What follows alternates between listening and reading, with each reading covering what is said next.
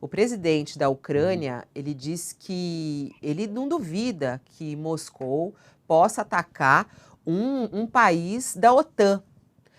Há esse receio, ô Jamil, e o que isso representaria? Quer dizer, esses ataques próximos à Polônia, eles realmente aconteceram? Qual foi a gravidade disso? E qual deve ser a resposta da OTAN? Porque há algumas informações aqui de que exercícios militares foram realizados na Noruega, da OTAN, né? Exercícios militares da OTAN realizados na Noruega. É isso mesmo, ô Jamil? O que está acontecendo? Vamos lá, Fabíola, por partes. Sim, os ataques aconteceram na Ucrânia, perto da fronteira com a Polônia.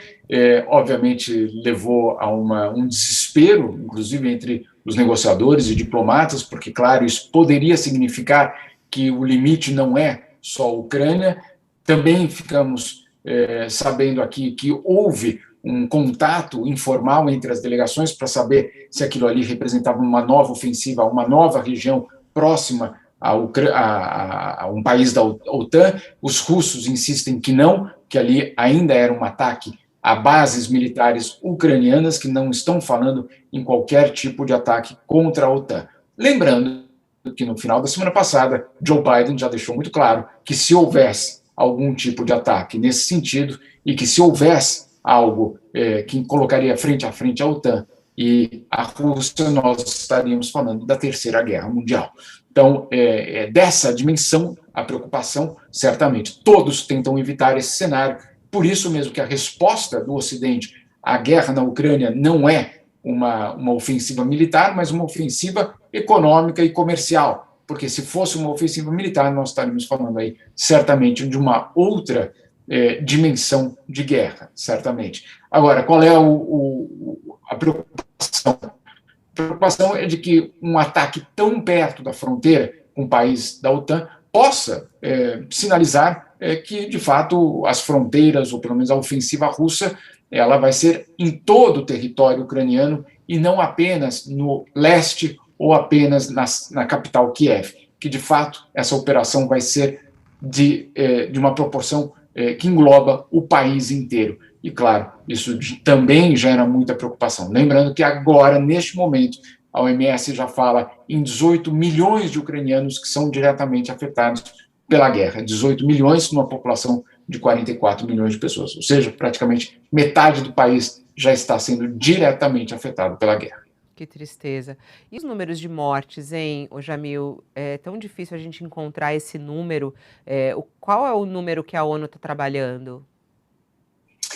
A ONU é extremamente conservadora, Fabíola. Ela só coloca, vamos dizer assim, ela só registra todos os nomes que estejam confirmados como sendo vítimas da guerra, vítimas obviamente, dos ataques, ou seja, não se trata de mortes durante a guerra, esse seria, obviamente, um outro cálculo, mas mortes geradas diretamente por uma explosão, por um ataque militar. E, mesmo assim, a ONU ainda coloca num outro contexto, que é que você precisa ter com nome e sobrenome confirmado.